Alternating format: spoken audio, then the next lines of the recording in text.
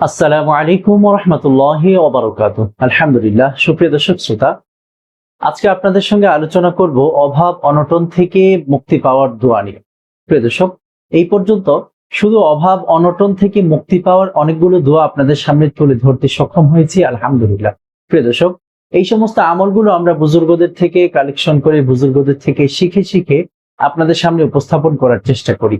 এই আমলগুলো খুবই শক্তিশালী, খুবই মজবুত। প্রিয় দর্শক, আজকের আমলের প্রতি আমার কনফিডেন্স অনেক বেশি, কেননা এই আমলটি আমি আমার হযরতের বয়ানে গতকালকে শুনেছি। আলহামদুলিল্লাহ, হযরত বলেছেন যে হযরত থানবী রহমতুল্লাহ আলাইহি এর পীর যিনি, অর্থাৎ হাজী ইমদাদুল্লাহ মুহাজিরি মক্কি রহমতুল্লাহ আলাইহি, তিনি এই আমলটি বাতলে দিয়েছেন। প্রিয় দর্শক, আপনি যদি নিয়ম মেনে এই আমলটি করতে পারেন, এই যে এত এত বুজুর্গদের কিতাবের মধ্যে আমল পাওয়া যায়।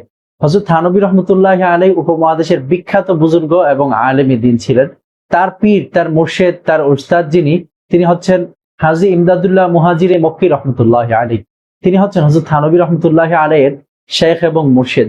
আর আমাদের হযরত মাওলানা শাহ আব্দুল মতিন বিন হোসেন সাহেব দামাত বরকাতুহুমুল আলিয়া, হযরতজি ঢালকানগর ছাপড়ি মসজিদ নামে একটি মসজিদ আছে, সেখানে হযরতের খানকা রয়েছে। আপনি যে কোনো ধরনের ইসলাহের নিয়তে যদি আপনি পুরুষ হন, তাহলে সেখানে অ্যাটেন্ড করতে পারেন। আপনার জন্য, আপনার জীবনে এটা অনেক বড় পরিবর্তন বয়ে আনবে। হযরতের এক এক দিনের এক একটা বয়ানে আপনার জন্য পরিবর্তন হওয়ার জন্য যথেষ্ট। হযরতের কাছে আমি ছোটবেলাতেই বায়াত হয়েছিলাম, আলহামদুলিল্লাহ। প্রিয় দর্শক, হযরতজির বয়ানে গতকালকে শুনলাম, হযরত বলতেছেন যে হাজী ইমদাদুল্লাহ মুহাজিরি মক্কি রহমতুল্লাহ আলাইহি এর নিকট একজন ব্যক্তি এসে বললেন, হযরত, আমার ঘরের মধ্যে সবসময় অভাব অনটন লেগে থাকে, আমাকে এমন কিছু আমল দিন যে আমলের বরকতে আল্লাহ সুবহানাহু ওয়া তাআলা আমার ঘরের অভাব অনটনকে দূর করে দিবেন। তখন হাজী ইমদাদুল্লাহ মুহাজিরি মক্কি রহমতুল্লাহ আলাইহি তিনি বললেন যে তুমি প্রতিদিন ঘুমানোর পূর্বে একটা আমল করে ঘুমাবে। তার আগে আরেকটা শর্ত আছে, সেই শর্তটা হচ্ছে আপনি নিয়মিত অন্যান্য আমলগুলো আপনাকে করতে হবে। আপনার উপরে 5 ওয়াক্ত নামাজকে আল্লাহ রাব্বুল আলামিন ফরজ করেছেন, সেই 5 ওয়াক্ত নামাজ প্রতিদিন জামাতের সহিত আপনাকে আদায় করতে হবে। প্রিয় দর্শক, আপনি যদি শুধু নির্দিষ্ট আমল আপনার স্বার্থ হাসিল করার উদ্দেশ্যে করে থাকেন, তবে আল্লাহ রাব্বুল আলামিনই তো আপনাকে মূলত দিবেন। আপনি যত আমল করেন, যাই করেন, যত তন্ত্রমন্ত্র করেন, যাই করেন কিনা, আল্লাহ রাব্বুল আলামিনই তো আপনাকে দান করবেন। তো সেখানে যদি আপনি আল্লাহকে সন্তুষ্ট না করেন, আপনি আল্লাহর আনুগত্যই না করেন, তবে আল্লাহ রাব্বুল আলামিন আপনাকে কেন দেবে সেটা বলেন। আপনাকে দেওয়ার একটা কারণ থাকতে হবে। যে অনেক মানুষ বলে আমি সুখে নাই, আমার শুধু অশান্তি আর অশান্তি। আপনার যে অশান্তি, কেন আপনার অশান্তি? আপনি কি আল্লাহর আনুগত্য করেন? না, করি না। আপনি ঠিক মতো নামাজ পড়েন না, রোজা রাখেন না, যত সব কুকাজের মধ্যে আপনাকে পাওয়া যায়। তারপরেও আপনি খুঁজেন যে আমি তো শান্তি পেলাম না, আমি অশান্তির মধ্যে আছি, ইত্যাদি ইত্যাদি। অনেক পেরেশানি, আমার অভাব অনটন লেগে আছে, আমার স্বামী অন্য মেয়ের প্রতি আকৃষ্ট। ঠিক আছে, মানে অনেকগুলো পরিবেশ আছে, যেই সমস্ত পরিবেশ, যেমন আমাদের মা বোনেরা অনেকেই আছে যারা কিনা চায় যে তাদের স্বামী তাদেরকে নিয়ে ইউরোপ আমেরিকাতে থাকুক, অথবা এমন একটা দেশে তার স্বামীকে সে বিদেশে পাঠিয়েছে যেখানে কিনা এই কি বলে, সংসারের কোনো অস্তিত্বই নেই।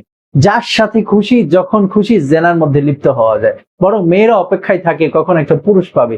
এমন একটা দেশের মধ্যে আপনি আপনার স্বামীকে নিয়ে গিয়েছেন, অথবা আপনার স্বামীকে পাঠিয়েছেন। তো সেখানে গিয়ে আপনার স্বামী আপনাকে ভুলে যাবে না কেন?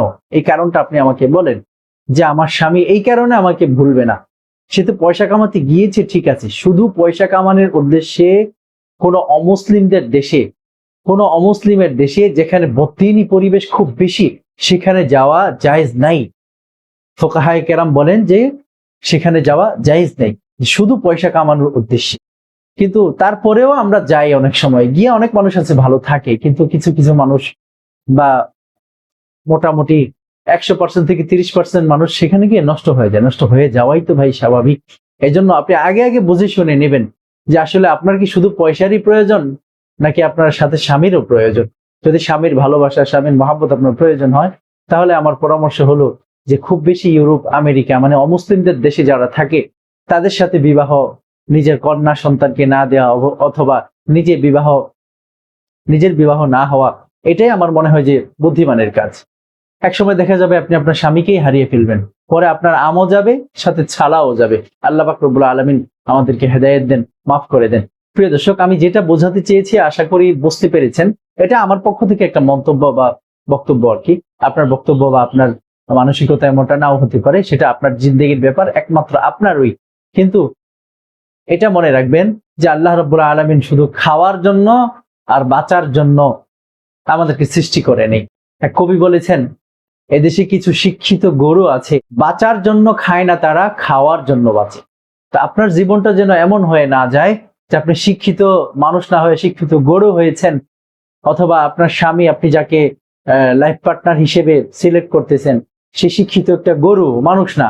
কারণ মনুষ্যত্ব বোধ যার ভিতরে না থাকে, খোদাভীতি যার ভিতরে না থাকে, তাকে তো গরু বলাও পাপ। কারণ গরু তো একটা অবলা প্রাণী, সে তো একটা অবুঝ প্রাণী, তার আসলে কোনো দোষ নাই। আমরা কিছু হলেই যে মানে একজনকে গরু বানিয়ে ফেলি, কুকুর বানিয়ে ফেলি। কুকুরও তো অভিশাপ দেয় যে ওই মানুষের সাথে তো আমারও মিল নাই, আমি তো একটা নিষ্পাপ প্রাণী। আর সে তো, তাকে তো আল্লাহ রাব্বুল আলামিন তার ব্যাপারে বলেছেন, উলাইকা কাল আনআমি বাল হুম আযাল, যে সে চতুষ্পদ প্রাণী, তার চেয়েও নিকৃষ্ট। আপনি কি আসলে নিকৃষ্ট মানুষের সঙ্গে আছেন, অথবা আপনার জীবনটা কি নিকৃষ্ট হিসাবে আপনি গড়ে তুলছেন কিনা সেদিকেও দেখবেন।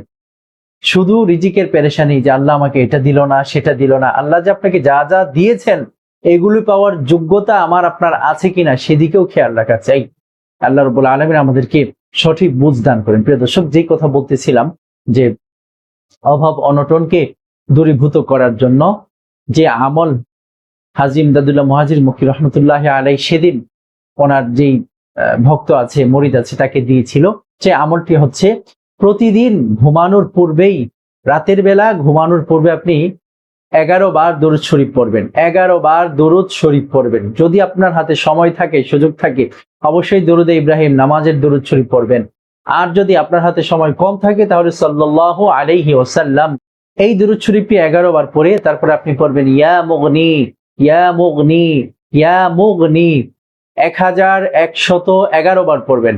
1111 বার আপনি ইয়া মুগনি, ইয়া মুগনি, ইয়া মুগনি এটা পড়বেন ইনশাআল্লাহ।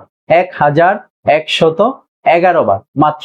এই কয়েকবার পড়লে ইনশাআল্লাহ, তারপরে আপনি 1111 বার আপনি ইয়া মুগনি পাঠ করার পর আবার 11 বার দরুদ শরীফ পড়ে ঘুমিয়ে যাবেন। মনে রাখবেন, এই আমল করার পর আপনি কোনো ধরনের গুনাহের মধ্যে লিপ্ত হবেন না, কোনো ধরনের গুনাহের মধ্যে লিপ্ত হবেন না।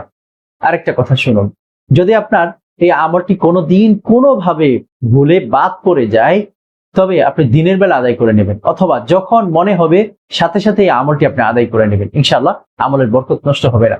আর যদি কখনো এমন হয় যে দিন রাত 24 ঘন্টা আপনি খালি ব্যস্তই, তাহলে আমাদের দাদা পীর শাহ হাকিম মোহাম্মদ আখতার সাহেব রহমতুল্লাহ আলাইহি তিনি পরামর্শ দিয়েছেন অন্তত 111 বার হলেও ইয়া মুগনি পড়ে ঘুমানো। তবে আল্লাহ রাব্বুল আলামিন আপনাকে পরিপূর্ণ বরকত নসিব করবেন। মনে রাখবেন, আপনার 1111 বার পড়াই হচ্ছে মূল আমল। যদি কখনো খুব বেশি ব্যস্ততা হয়ে যায়, মানে শুধুমাত্র অলসতার কারণে আপনি 111 বার পড়তে পারেন না, আপনি খুব বেশি ব্যস্ত হলে তখনই 111 বার আপনি পড়তে পারবেন ইনশাআল্লাহ। আশা করি আমলটি বুঝতে পেরেছেন। এমনই আরো গুরুত্বপূর্ণ আমলগুলো পাওয়ার জন্য আমাদের চ্যানেল অবশ্যই সাবস্ক্রাইব করে রাখুন।